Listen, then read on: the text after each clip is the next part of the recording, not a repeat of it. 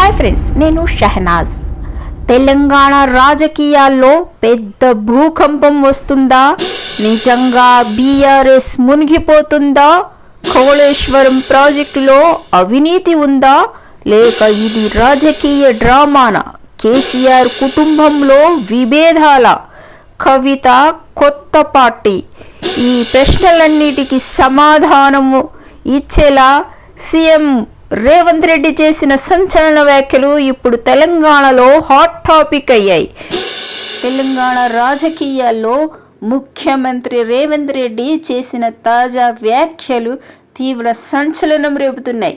Media chit చాట్లో భాగంగా ఆయన బీఆర్ఎస్ అధినేత కేసీఆర్ కుటుంబంపై, కాళేశ్వరం ప్రాజెక్టు అవినీతిపై కీలక విమర్శలు చేశారు.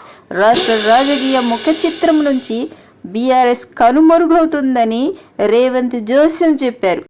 కవిత కొత్త పార్టీపై స్పందిస్తూ రేవంత్ రెడ్డి ఘాటు వ్యాఖ్యలు చేశారు. రాష్ట్రంలో కొత్త పార్టీకి అసలు తావే లేదు. ఉన్న పార్టీ బీఆర్ఎస్ ఉంటుందో ఊడుతుందో తెలియని పరిస్థితి అని ఎద్దేవా చేశారు.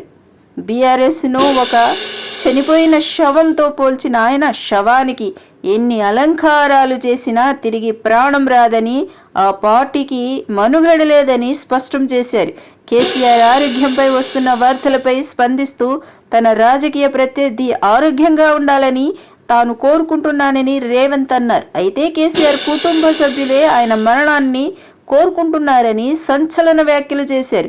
అధికారాన్ని అడ్డుపెట్టుకొని ప్రజలను విస్మరించడం వల్లే వారు ఓడిపోయారని విమర్శించారు. వారసత్వ సంపద, పదవుల కోసమే ఆ కుటుంబంలో ఆరాటం మొదలైందని, కేసీఆర్ తన కేవలం రాజకీయ ప్రత్యర్థి మాత్రమే తప్ప వ్యక్తిగత శత్రువు కాదని పేర్కొన్నారు. కాళేశ్వరంపై తక్షణమే సిబిఐ విచారణ జరపాలని డిమాండ్ చేశారు.